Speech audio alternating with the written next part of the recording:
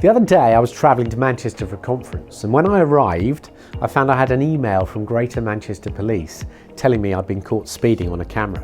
I didn't think this was possible, but there was a photograph that was connected to the email. So I thought I'll push it, find out what I was doing and if it really was me. I pushed it, and I shouldn't have done, but I did. And a little error code came up telling me that actually they couldn't open the photograph because it was on an iPhone. If I'd been on a PC browser, it would have been a different story and I'd have been caught. My data would have been encrypted and it would have been held to ransom, and I'd had to pay money if I'd want it released. As we begin 2017, attacks like this are becoming more and more frequent and ransom demands are multiplying. In the last 12 months, nearly 50% of organisations have been hit by ransomware demands.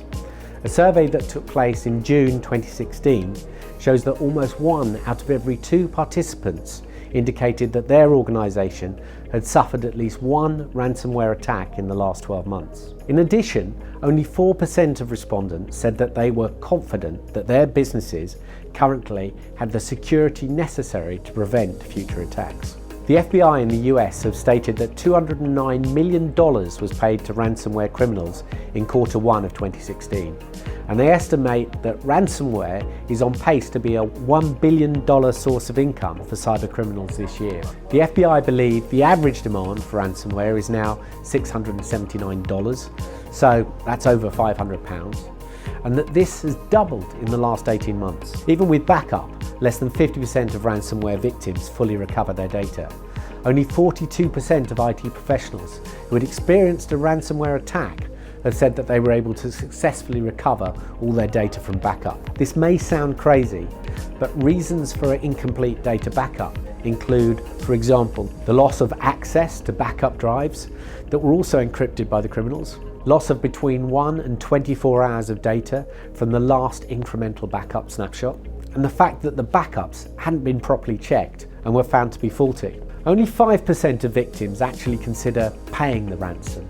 Despite several high-profile examples of businesses that are willing to pay the ransom to recover all their data, the overwhelming majority of IT professionals surveyed said they've never and would never consider paying the ransom. Many victims not only considered it a matter of principle, but there was also a healthy dose of skepticism that paying would actually result in getting their data back. One heart hospital, which will remain nameless, or one of many who learn the hard way that many criminals don't follow through with their promises to decrypt the data after a ransom has been paid. Protecting your staff and company is on the face of it relatively simple.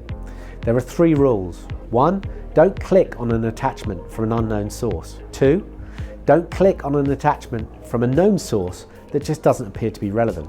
And 3, if in doubt, just click on the sender's name to see if the underlying email address appears genuine. When I clicked on my email from Manchester Police, the actual email address turned out to be mail@localmail.com. Obvious, but I just didn't realise it at the time. So, the trick is to ensure that your staff have greater awareness and don't forget to follow these rules. Formal training is the best way of achieving this, and it will also demonstrate to the world that your organisation has taken the matter seriously. Here at 3C, we regularly provide data security reviews and staff training, so please don't hesitate to contact us if you feel you need help.